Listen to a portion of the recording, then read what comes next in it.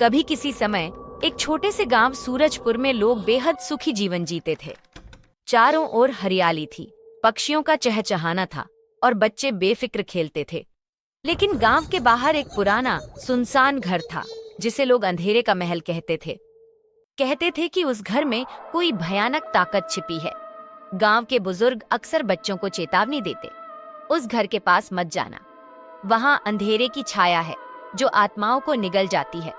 पर शहर से गांव में एक लड़की रीना आई थी, जिसे रहस्य और रोमांच से बेहद लगाव था।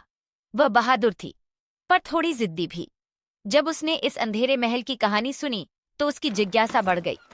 उसने तय किया कि वह इस महल की सच्चाई जानकर रहेगी। एक दिन सुबह रीना ने अपने दोस्त रवि से कहा, रवि, मैं अंधेरे महल की सच्चाई जानने जा रही हूँ, तुम मेरे साथ चलोगे? रवि डरते हुए बोला, क्या तुम पागल हो?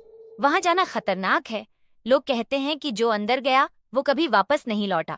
रीना मुस्कुराई और बोली, डरने से कुछ नहीं होगा, मैं बस देखना चाहती हूँ कि वहां ऐसा क्या है। अगर तुम नहीं चलना चाहते तो मैं अकेली जाऊंगी। आखिरकार रवि डरते डरते रीना के साथ जाने को तैयार हो गया। महल बाहर से बेहद डरावना लग रहा था। दरवाजे पर काली बेलें लिपटी थीं और खिड़कियां टूटी हुई थीं। अंदर घुप अंधेरा था। रीना और रवि ने टॉर्च निकाली और धीरे धीरे अंदर गए। महल के बीचों बीच एक बड़ी मेज थी और उस पर एक मोटी पुरानी किताब रखी थी। किताब के कवर पर सुनहरे अक्षरों में लिखा था, काली छाया का रहस्य। रवि फुसफुसाया, रीना, ये किताब मत छूना, ये खतरनाक लग रही है। पर रीना ने उसकी बात नहीं मानी। उसने किताब उठाई और जैसे ही पहला पन्ना पलटा, महल के कोने से एक काली छाया बाहर निकली। काली छाया गहरी डरावनी आवाज में बोली, तुमने मुझे आजाद कर दिया है, अब तुम्हें मेरी दुनिया में रहना होगा। रवि डर के मारे दरवाजे की ओर भागा, लेकिन दरवाजा खुद ब खुद बंद हो गया। रीना ने हिम्मत जुटाकर छाया से कहा, तुम कौन हो और तुम यहाँ क्यों हो? छाया हंसी और बोली, मैं काली छाया हूँ, सदियों से इस किताब में बंद थी, अब मैं आजाद हूँ, लेकिन अब मुझे रोकने वाला कोई नहीं। रीना ने किताब के पन्ने पलटे और देखा कि आखिरी पन्ने पर छाया को रोकने का मंत्र लिखा था। लेकिन मंत्र पढ़ने के लिए उसे पहले 3 खतरनाक चुनौतियों का सामना करना था। छाया ने कहा, पहली चुनौती है, मेरी भूल भुलैया से बाहर निकलो। महल अचानक बदलने लगा। चारों तरफ दीवारें खड़ी हो गईं और रीना व रवि एक भूल भुलैया में फंस गए। रीना ने अपनी टॉर्च जलाई और दीवारों पर बने निशानों को ध्यान से देखने लगी।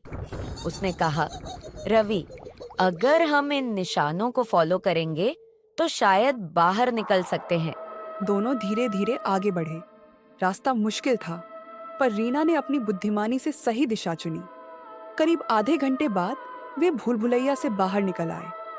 दूसरी चुनौती, अंधकार का पुल।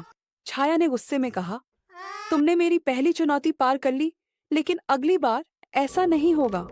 अब तुम्हें अंधकार के पुल को पार करना होगा। दोनों के सामने एक गहरा डरावना खाई थी। ऊपर एक पुराना लकड़ी का पुल था जो टूटने वाला लग रहा था। पुल पर चलने के लिए सिर्फ एक छोटा सा लालटेन था। रीना ने लालटेन को उठाया और सावधानी से आगे बढ़ी। पुल हिल रहा था और नीचे से अजीब सी आवाजें आ रही थीं। रवि डर के मारे कांप रहा था। रीना ने उसे हिम्मत दी और कहा, डर मत, बस मेरी तरफ देखते हुए चलो। आखिरकार दोनों पुल पार कर गए। तीसरी चुनौती, काली छाया का सवाल। छाया और गुस्से में आ गई। उसने कहा, अब तुम्हें मेरे सवालों का जवाब देना होगा।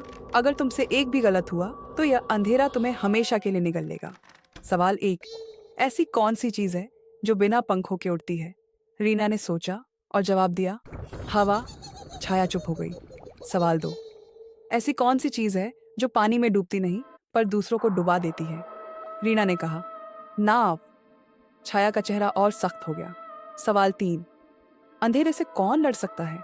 रीना मुस्कुराई और बोली, हिम्मत और रोशनी। छाया जोर जोर से चिल्लाने लगी, नहीं, ये कैसे हो सकता है?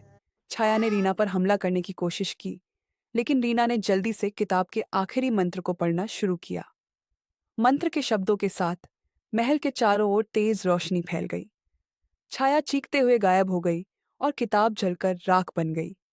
जब रीना और रवि महल से बाहर आए तो गांव के लोग उनके पास दौड़े। बुजुर्गों ने कहा, रीना, तुमने अपनी हिम्मत और बुद्धिमानी से गांव को उस भयानक अंधकार से बचा लिया। तुम सच में हमारी नायक हो। उस दिन से रीना को गांव में रोशनी की रखवाली कहा जाने लगा। कहानी से मिली सीख, डर और अंधकार कितना भी बड़ा क्यों न हो, अगर आपके पास हिम्मत, बुद्धिमानी और रोशनी का सहारा है, तो आप हर मुश्किल को पार कर सकते हैं।